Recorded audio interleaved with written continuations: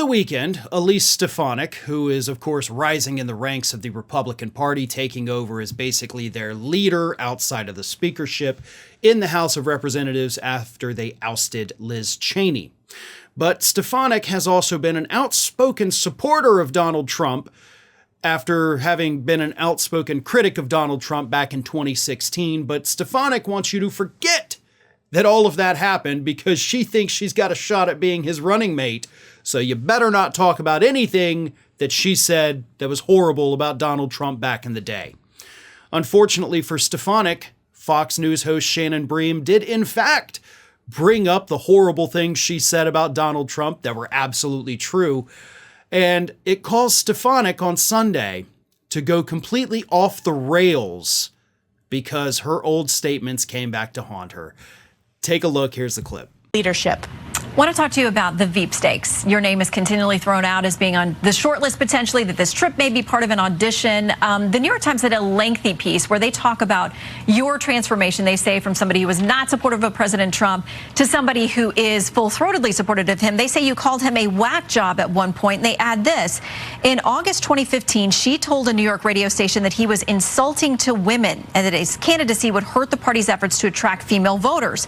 According to her former friends, they continue, she thought Mr. Trump was too awful and ridiculous to be taken seriously. Her revisionism still shocks those who have known her the longest and who remember the disdain she expressed for Mr. Trump back then. So the question is when, more importantly, why did you change your mind about President Trump? Well, Shannon, it's a disgrace that you would quote the New York Times with nameless, faceless, but they're false quoting your sources. friends, so I'm giving you a chance to respond to Shannon, that. Shannon, they're not quoting my friends. Those names are not included because they are false smears. I was attacked. To be as the fair, only there are a number Republican of names of people. Just to be fair, there are a number of names of people who are quoted in the article. Shannon, let me correct you. People can read it for themselves. This is a false smear, and let me tell you a fact, Shannon. In 2016, I was attacked as the only elected Republican from the Northeast who voted for President Trump. Democrats spent hundreds of thousands of dollars attacking me for that fact.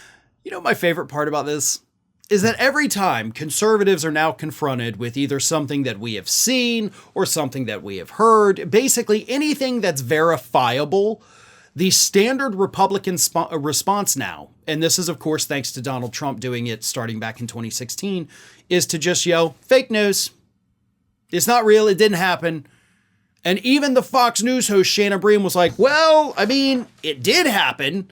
Like, I mean, people can read the article. Nope, fake news, not real.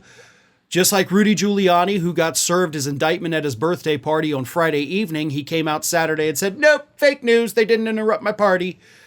Anytime a poll comes out that Donald Trump doesn't like, nope, fake news. Hey, you were sleeping in trial. Nope, fake news. We have pictures of you sleeping in trial. Fake news. That is the standard response, folks. These Republicans, Elise Stefanik included, and you just saw this in that clip, just straight up denying reality because reality doesn't suit their needs anymore. So this is what they do.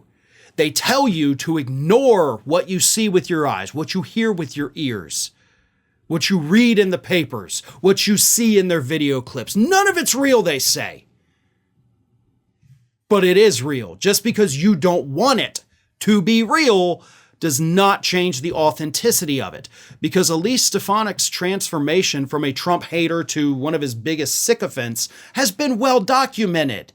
Like, that is something people have been talking about for 8 years. And in fact, when she brings up at the end of that clip, like, I was the only one who voted for, that's why Democrats attacked me. Yeah, that lends credence to the fact that you did say those things about Donald Trump, because that is why the Democrats attacked you. They pointed out your hypocrisy. They said, look, she said he was horrible. She said he was bad for women. And that's why her vote for Trump is so bad, they told us. So she's actually using an argument that disproves her in order to prove her point. That's how confused they are, and that's what happens when you start denying reality. Eventually, reality catches up with you and makes you look even dumber than you did before. And that is exactly what is happening with Elise Stefanik.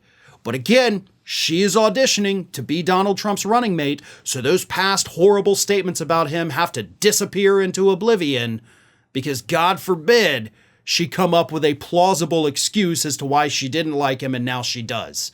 That seems like that would be easy. Like, just make up a lie about why you used to not like him and now you do, instead of saying, nope, those well-documented things never actually happened. You can come up with a much more believable lie than that. But of course, that would take a little bit of brains, which apparently you don't have. Hey everybody, I don't know if you've noticed this, but we are closing in on a pretty major milestone here at Fair and Balanced as we approach 500,000 subscribers. But we're not there yet, and we definitely need your support. So if you're not already, please do subscribe to the channel, and don't forget, like and comment on the videos and share them as widely as possible.